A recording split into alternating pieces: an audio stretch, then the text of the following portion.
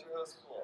Thank you guys for checking out the Summer Safety Series that the El Cajon Recreation Department is putting on. Today, we will be covering beach and boating safety. I know it's been a while since you may have been to the beach, so here are some things that you may want to remember on your next beach trip. First thing first is water.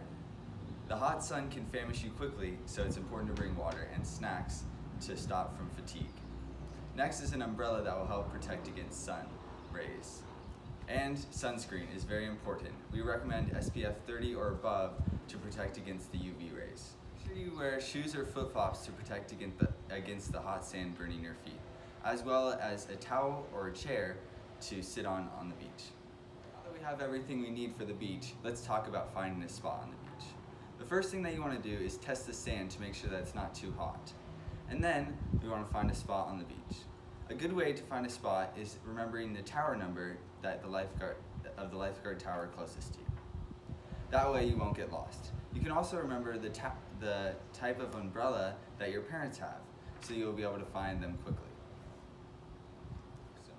In San Diego, we have two big options, the bay or the ocean. Although the bay may seem safer, there are still a lot of precautions that must be taken. The ocean has strong rip currents and big waves that can easily sweep away an untrained swimmer. When swimming in the ocean or the bay, you should always swim near a lifeguard tower and have a parent present watching you in the water, whether that be on the beach or in the water with you. Also, there are designated flags that can give you insight into what conditions to expect in the ocean. Red flag means that there are no swimming in that area. Yellow and a black dot mean that it is a swimming only area where surfers are not allowed to be.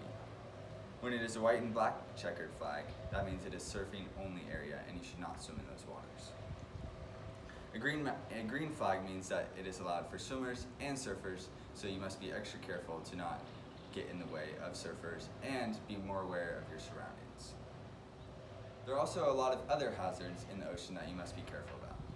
First is wildlife. In San Diego, we have a lot of stingrays during the summertime and jellyfish. An easy way to protect against stingrays is doing the stingray shuffle. Here is an example of what the stingray shuffle looks like. The stingray shuffle is when you shuffle your feet so that if you run into a stingray, they will swim away. It looks just like this, where you're sliding your feet on the bottom of the ocean to where you will not be able to step on a stingray and they will notice that you're there and swim away.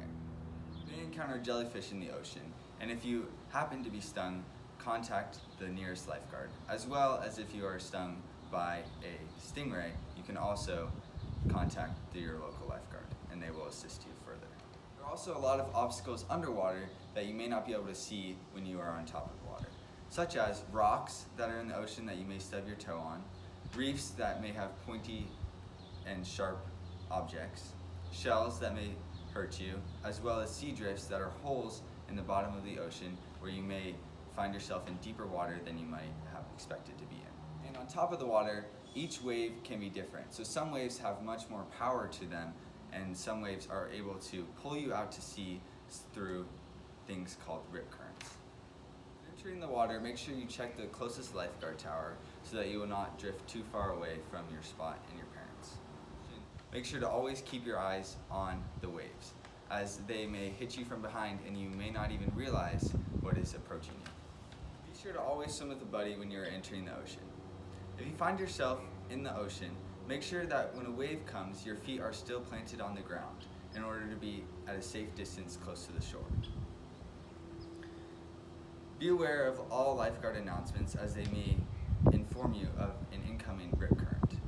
Rip currents can be extremely dangerous for experienced swimmers and especially for non-experienced swimmers. These are currents that can rip you out to sea without you even noticing. If you find yourself caught in a rip current, the best thing to do is to swim parallel to the shore and let the rip current take you out to sea so that you are not fighting it. If you are unable to swim, float on your back and make sure that a lifeguard sees you so that you can be aided in getting back to shore. If you missed a lifeguard announcement, here's a way to notice a rip current by yourself. When a rip current happens, usually the waves break on either side of the current, and the current itself looks like sand is being pulled up, and the water is usually bumpy like the wind is blowing across it. You can reference a photo through this diagram that we have put on the screen. You can see that the waves are breaking on either side and you will be sucked out through the middle. If you are a strong swimmer, the best way to get out of a rip current is to swim parallel to the shore. If you are still unable to get out of the rip current, make sure you splash and draw attention to yourselves so the lifeguards can see you and recognize that you are in danger. When you're in the bay, make sure to be aware of how deep the water is. Often, we can find ourselves in deeper water than we may have realized because the bay has a more gradual slope and it may drop off closer to the deeper parts. In San Diego, our most popular bay is Mission Bay. In Mission Bay, there are a lot of rules and regulations that must be followed as boaters and as swimmers. As a swimmer, you must note that where the buoys are that indicate a 5-mile-per-hour zone. This is usually a location where you can swim and also where boats are allowed to drive. So you must be extra careful to keep your distance away from boats and stay close to the shore. As we're finishing up beach safety and moving into boat safety, here are some key takeaway points from beach safety. Always swim in designated areas with lifeguards present. Always swim with a buddy. Make sure to avoid areas with moving waters, waves, and rip currents. And stay within your fitness and swimming capabilities. Now, here's boat safety. When boating, it is required that you have a life jacket readily available for every member on the boat. Children 12 and under are required to wear a life jacket when the vessel is on the water. When shopping for life jackets, make sure that they are fitted to the person that will be wearing them. All life jackets have a weight range located on the life jacket for the best fit, as well as making sure that they are U.S. Coast Guard approved. This is a child's life jacket, and this is an adult life jacket. I'll now show you how to fit them. Here's how to fit an adult life jacket. So I'm going to put the life jacket on and make sure that all the straps are secure. Every time I put a strap on, I pull it tight, just like this.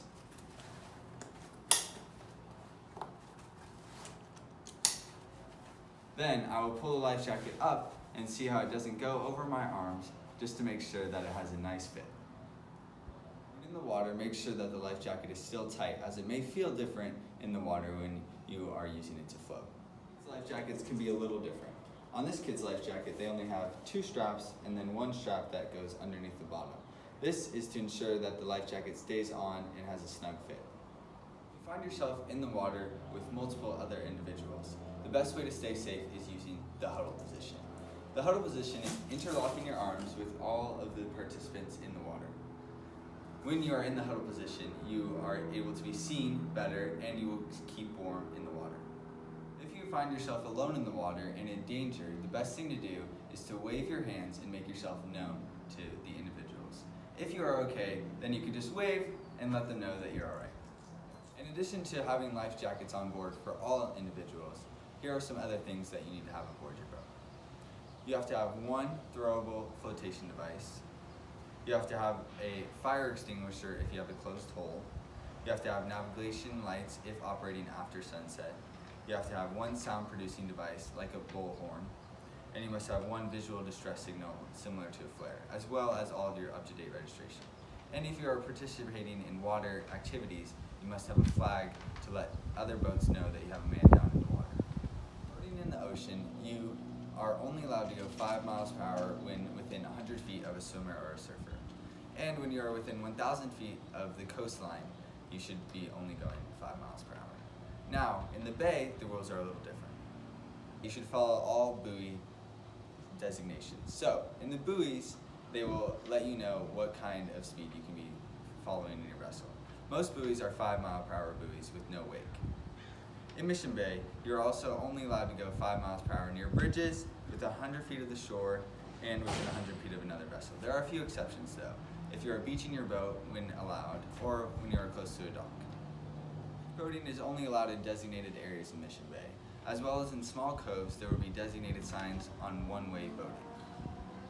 That means you're only allowed to travel one way around the small cove.